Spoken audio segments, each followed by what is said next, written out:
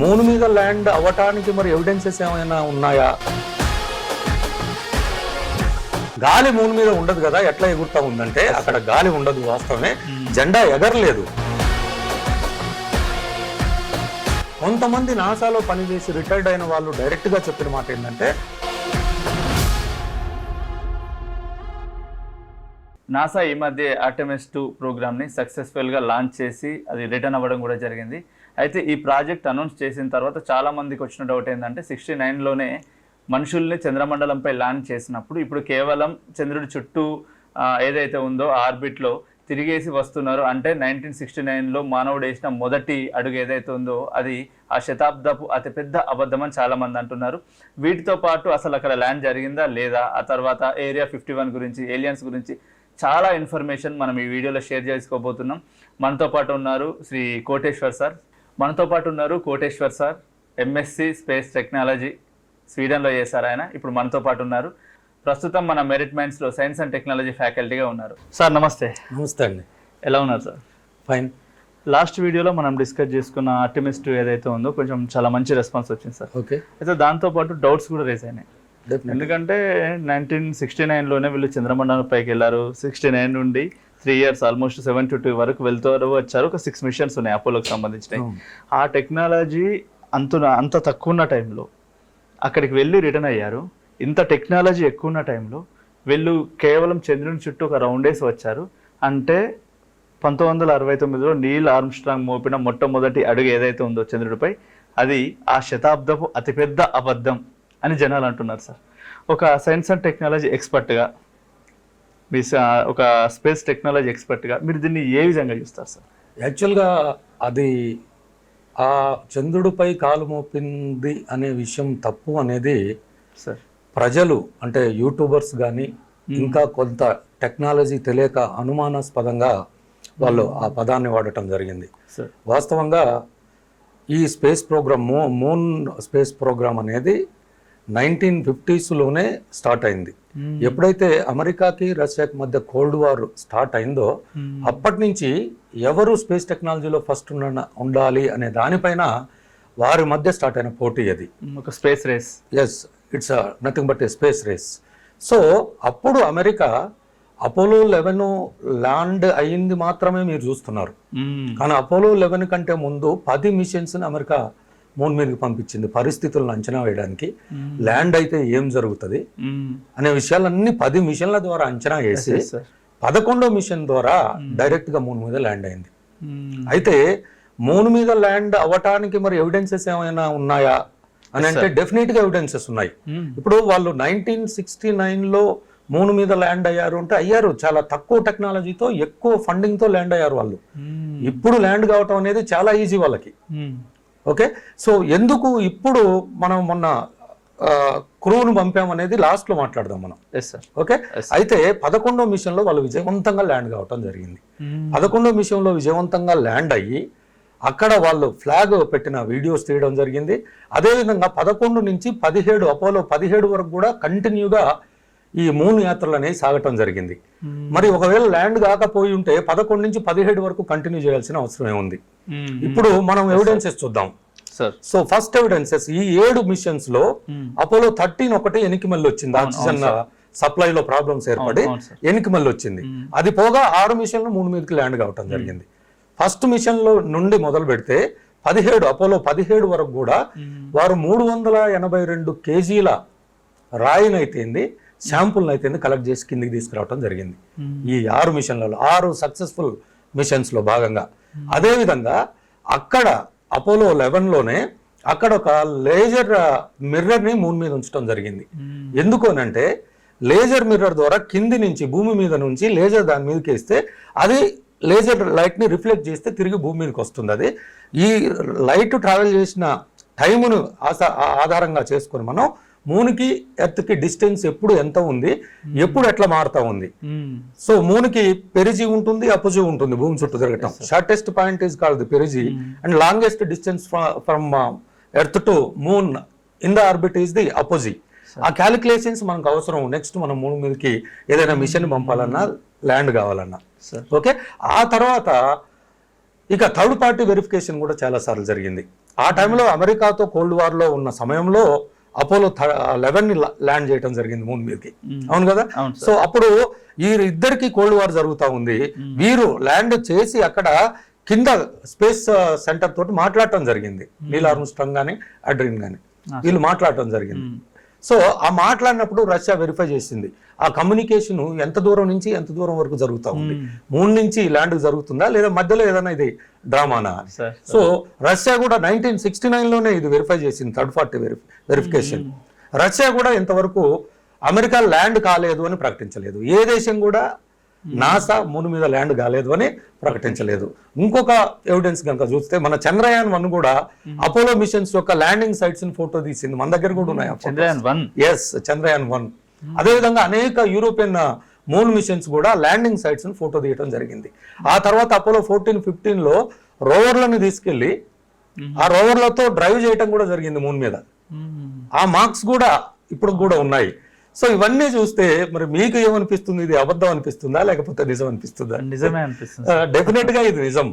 ఎందుకంటే అన్ని 17 మిషన్లకు కొన్ని $1 బిలియన్ ఆఫ్ ఖర్చు పెట్టి 4 లక్షల మందికి ఎంప్లాయ్మెంట్ కల్పించింది నాసా ఈ ప్రాజెక్ట్ కోసం. కేవలం ఇది చేసింది ఏంటంటే స్పేస్ రేస్ లో భాగంగానే ఈ ఖర్చునంతా పెట్టడం జరిగింది. స్పేస్ టెక్నాలజీలో అద్భుతమైన విజయాన్ని సాధించారు. అవునవును, అందుకని ఆయన నీల్ ఆర్మ్స్ట్రాంగ్ అడుగు పెట్టగానే చిన్న అడుగు, మానవాళి అభివృద్ధికి అతిపెద్ద అడుగు అది. ఆ ప్రేరణతోటే మనం ఇప్పుడు మార్స్ మీదకి ఆ తర్వాత రోవర్స్ ని ల్యాండర్స్ ని పంపించింది నాసా. ఎవరు పంపలేదు ఇంతవరకు. యూరోపియన్ స్పేస్ ఏజెన్సీ 1-2 మిషన్స్ ని పంపినా ఆల్మోస్ట్ అన్ని ప్లానెట్స్ మీదకి నాసా పంపిస్తూ ఉంది. అప్పుడు వచ్చిన ఎక్స్పీరియన్సెస్, అప్పుడు డెవలప్ చేసిన టెక్నాలజీ తోటే పంపిస్తూ ఉంది. కాబట్టి ఇది అబద్ధం అనడం వాస్తవం కాదు, ఖచ్చితంగా ల్యాండ్ అయింది వాస్తవం. అయితే ఇంకొక విషయం ఏంటంటే వాళ్ళు పాతిన జెండా గాలికి ఎగురుతా ఉంది. గాలి మూన్ మీద ఉండదు కదా, ఎట్లా ఎగురుతా ఉందంటే అక్కడ గాలి ఉండదు వాస్తవమే, జెండా ఎగరలేదు. కాకపోతే ఒక జెండాకి దానికి ఒక కడ్డీ ని ఇలా పెట్టి లేకపోతే ముడుచుకుపోతుంది, కడ్డీని ఇలా అటాచ్ చేసి జెండాని పాతటం జరిగింది. ఆ తర్వాత గ్రావిటీ, మూన్స్ గ్రావిటీని బట్టి అది నెమ్మదిగా కిందికి ఇట్లా దిగుతుంది. ఇప్పుడు మనం ఒక జెండాను బాదినప్పుడు ఏమైతుంది, ఆ జెండా ముడుచుకుపోతుంది. అది earth gravity, because of the earth gravity. అక్కడ moon gravity 1/6 of the earth gravity ఉంటుంది. కాబట్టి జెండా నెమ్మదిగా ఈ విధంగా ముడుచుకుపోవటం జరుగుతుంది. ఈ ముడుచుకుపోయే క్రమాన్ని గాలిలాగా అనిపిస్తుంది వీడియో చూస్తే, డెఫినెట్ గా ఎవరికైనా గాలిలాగా అనిపిస్తుంది. ఇంకొక పెద్ద అనుమానం ఏంటంటే ఆ వీడియోలో ఈ షాడోస్ 3-2 పడుతున్నాయనే అనుమానం.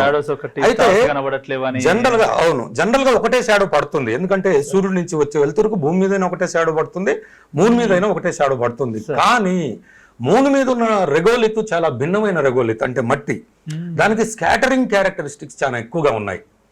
సో స్కాటర్ అంటే ఇమ్మీడియట్ గా దాన్ని బెండ్ చేసి పైకి స్కాటర్ చేస్తుంది. ఓకే, మన భూమి మీద రెగోలిత్ అయితే కొంత అబ్జర్వ్ చేసి తర్వాత రిఫ్లెక్ట్ చేస్తుంది, స్కాటర్ చేయదు. సో మూన్ రెగోలిత్తుకున్నటువంటి కొన్ని స్పెసిఫిక్ ప్రాపర్టీస్ దృష్ట్యా ఆ స్కాటర్ కాంతి 2-3 రకాలుగా నీడలు కనిపించడం అనేది జరిగింది. అది ఇదంతా కూడా వాస్తవం, ఇది టెక్నాలజికల్ రియాలిటీ. సో టెక్నాలజీ తెలియని వాళ్ళు యూట్యూబ్ వీడియోస్ కోసం కావచ్చు, వ్యూస్ కోసం కావచ్చు, ఆ 1969లో అంత టెక్నాలజీ లేదు, అది ఎలా సాధ్యమైంది అనేది నిజానికి అది తప్పు, వాస్తవ దూరం. ఓకే, ఖచ్చితంగా వాళ్ళ మిషన్స్ 6 మిషన్స్ ల్యాండ్ కావటం జరిగింది. 6 మిషన్స్ లో ఫస్ట్ 11లో 10 మిషన్స్ ఏమో observation of the moon, 11th నుంచి ల్యాండింగ్ బ్లాస్ట్ కూడా అవుతుంది కదా సార్. అవును, 11th నుంచి స్టార్ట్ చేశారు ల్యాండింగ్. ఓకే, సో ఆ క్రమంలో వాళ్ళు అంత ఖర్చు పెట్టుకుని అంత చేసి అక్కడ వాళ్ళు టెక్నాలజికల్ అడ్వాన్స్ అయ్యారు ఈ మిషన్ కోసం చేసిన ప్రయత్నంలో భాగంగా. ఇక ఇప్పుడు విషయం, మరి అప్పుడే ల్యాండ్ అయితే ఇప్పుడు ఎందుకు ఈ మిషన్ ని పంపించింది, ఆర్టమిస్ 2ని పంపించింది అనేది ఇంకొక క్వశ్చన్. అయితే landing process is completely different than the Artemis 2. Artemis 2 crew mission, అంటే ఎర్త్ ఎన్విరాన్మెంట్ లో సర్వైవ్ కావటం వేరు, క్రూ మిషన్ లో ఎన్విరాన్మెంట్ లేని చోట సర్వైవ్ కావటం వేరు. It is bigger step than the landing on the moon, very very bigger step than the landing on the moon. Landing ఇప్పుడు కూడా చాలా ఈజీగా కావచ్చు, ఇప్పుడు కూడా మనం కూడా కావచ్చు. మనం కూడా 2013లో ప్లాన్ ఉంది చంద్రయాన్ 4 ద్వారా ల్యాండ్ కావటం అనేది చెప్పిన కదా, చాలా అవుట్డేటెడ్ టెక్నాలజీ. వేరే ఎన్విరాన్మెంటే లేకుండా, వెదరే లేకుండా వేరే శాటిలైట్స్ లైక్ మూన్. అంటే ఇప్పుడు చాలా మంది, ఇప్పుడు మీరు ఇప్పటి వరకు మెన్షన్ చేసిన ఏదైతే ఉన్నాయో యూట్యూబర్స్ వీళ్ళంతా కూడా రైజ్ చేస్తే ఇంకొక క్వశ్చన్ ఏంటంటే ల్యాండ్ అవ్వడం ఈజీ, కానీ రిటర్న్ ఎలా పాసిబుల్ అయింది? రిటర్న్ పాసిబుల్ అవుతుంది. అదే space capsule, 2-way space capsule అది సార్ రిటర్న్ కావచ్చు. సేమ్ మనము ఒక రాకెట్ ను లాంచ్ చేసినప్పుడు బర్న్స్ ఇస్తాము, ఎస్ సార్. బర్న్స్. అది చంద్రయాన్ 1 తీసుకుంటే 30,000 కిలోమీటర్ల వరకే రాకెట్ చంద్రయాన్ 1 చేర్చింది. ఆ తర్వాత చంద్రయాన్ 1 ట్యాంక్ లో ఉన్న ఫ్యూయల్ ని బండ్ చేసుకుంటూ దాని అపోజీని నెమ్మదిగా 5-6 స్టెప్పుల్లో పెంచుకుంటూ పెరిజీని కాన్స్టెంట్ గా ఉంచి అపోజీని పెంచుకుంటూ మూన్ దగ్గరికి తీసుకెళ్లడం జరుగుతుంది. అదే విధంగా ఇక్కడ ఒక బండ్ ఇస్తే ఆటోమేటిక్ గా స్పేస్ సెటిల్ పైకి లేస్తుంది. పైకి లేసి కొంత ఎత్తులోకి పోతుంది. ఎత్తులోకి పోయిన తర్వాత మెయిన్ మాడ్యూల్ తో డాకింగ్ అవుతుంది. అది సార్ లూనార్ మాడ్యూల్ ఏమో ఒకటి ఆర్బిటర్ తిరుగుతూ ఉంటుంది పైన ల్యాండింగ్ సమయంలో. దాని నుంచి లూనార్ మాడ్యూల్ విడిపోతుంది. దాంట్లో ఆస్ట్రోనాట్స్ ఉంటారు. ఆ లూనార్ మాడ్యూల్ ల్యాండ్ అవుతుంది. తర్వాత వాళ్ళు కాసేపు నడిచి అక్కడ ఏమైనా రీసెర్చ్ చేయాలంటే చేసి దాంట్లో కూర్చొని ఒక చిన్న బర్న్ ఇస్తారు అంతే. వెంటనే లేచి సర్టన్ ఆల్టిట్యూడ్స్ 100 కిలోమీటర్స్ 120 కిలోమీటర్స్ కి వెళ్తుంది. వెళ్ళిన తర్వాత పైన 2 డాక్ అవుతాయి, మళ్ళీ కలిసిపోతాయి. డాక్ అయిన తర్వాత మళ్ళీ return journey to earth. Sir అంటే ఇంకా చాలా ఉంటాయి సార్ ఇందులో. అంటే వాళ్ళు ఏలియన్స్ చూసారని ఏరియా 51 ఒక ఏరియా యుఎస్ లో ఉంది. సో ఏలియన్స్ లేరు అనేది మన తప్పుడు అంచనా కావచ్చు. ఎందుకంటే ఈ విశ్వంలో హ్యాబిటబుల్ ప్లానెట్స్ ఎన్నో ఉన్నాయి. మన సోలార్ సిస్టమ్ లో మనం ఒక్కలమే ఉన్నాం. That damn sure, that is correct. కానీ ఇలాంటి సోలార్ సిస్టమ్స్ కొన్ని బిలియన్స్ ఉన్నాయి మన గెలాక్సీలో. ఇలాంటి గెలాక్సీస్ బిలియన్స్ ఉన్నాయి. కాబట్టి హ్యాబిటబుల్ జోన్స్ లేవు అనేది తప్పు. డెఫినెట్ గా ఏలియన్స్ ఉండే అవకాశమే ఎక్కువ ఉంది. అది కూడా చాలా మంది ఆస్ట్రానమర్స్ ప్రకారము 5 లెవెల్స్ ఆఫ్ జనరేషన్స్ ఉంటాయి ఏలియన్స్ లో. ఫస్ట్ జనరేషన్ వాళ్ళు అంటే లెవెల్ 1 వాళ్ళు వాళ్ళ స్టార్ యొక్క ఎనర్జీని మొత్తం ఆడుకోగలుగుతారు. వాళ్ళ స్టార్, సపోజ్ మనం ఉన్నాం, మన స్టార్ సూర్యుడు యొక్క ఎనర్జీని మొత్తం ఆడుకోగలిగితే మనం లెవెల్ 1 కు చేరినట్టు. మనము సూర్యుడు యొక్క ఎనర్జీని 10% కూడా వాడుకోవట్లేదు ఇప్పుడు. అదే లెవెల్ 2 వాళ్ళు వాళ్ళ గ్యాలాక్సీ యొక్క ఎనర్జీని మొత్తం ఆడుకోగలుగుతారు. లెవెల్ 3 వాళ్ళు ఒక గ్యాలాక్సీలో ఉన్నటువంటి స్టార్స్ ని, ప్లానెట్స్ ని ఎటంటే అటు షిఫ్ట్ చేయగలుగుతారు. ఈ రకమైన లెవెల్స్ ఆఫ్ ఏలియన్స్ ఉండే అవకాశము ఖచ్చితంగా ఉంది. ఏలియన్స్ మనం చూడలేదు, కానీ ఏలియన్స్ లేరు అనటం మాత్రం కరెక్ట్ అయిన విషయం కాదు. మనకి తెలిసిన టెక్నాలజీ ప్రకారం మనం ఏలియన్స్ ని చూడలేకపోయాం అంతే. ఫ్యూచర్ లో మన టెక్నాలజీ అప్గ్రేడ్ అయ్యి మనం లైట్ వెలాసిటీతో కనుక ట్రావెల్ చేసే టెక్నాలజీ కనుక తెచ్చుకుంటే డెఫినెట్ గా మనం ఏలియన్స్ ని చూడొచ్చు ట్రావెల్ చేసి. And final one sir, NASA వాళ్ళ ఆధీనంలో ఏరియా 51 అనే ఒక ఏరియా ఆధీనంలో ఉంది. వేరే వాళ్ళు ఎవరికి అక్కడికి వెళ్ళడానికి రిస్ట్రిక్టెడ్ ప్లేస్. అందులోనే వాళ్ళు ఏలియన్కి సంబంధించిన సమాచారాన్ని వాళ్ళు నిక్షిప్తం చేస్తారు, లేదా వాళ్ళకి సంబంధించిన మిషన్స్ ఏదైతే ఉన్నాయో అక్కడ ఉన్నాయని అంటారు. అయితే ఏరియా 51 అనేది నాసాది సీక్రెట్ ప్లేస్. అది డెఫినెట్ గా కొన్ని ప్రాజెక్ట్స్ అక్కడ చేస్తుంది. అదేవిధంగా అక్కడ జరిపే రీసెర్చ్ ఎట్టి పరిస్థితుల్లోనూ బయటకు రాదు, అది వాస్తవం. కాకపోతే కొంతమంది నాసాలో పనిచేసి రిటైర్డ్ అయిన వాళ్ళు డైరెక్ట్ గా చెప్పిన మాట ఏంటంటే 2-3 ఏలియన్ స్పేస్ షిప్స్ భూమి మీదకి వచ్చినప్పుడు నాసాకి చిక్కాయి. చిక్కిన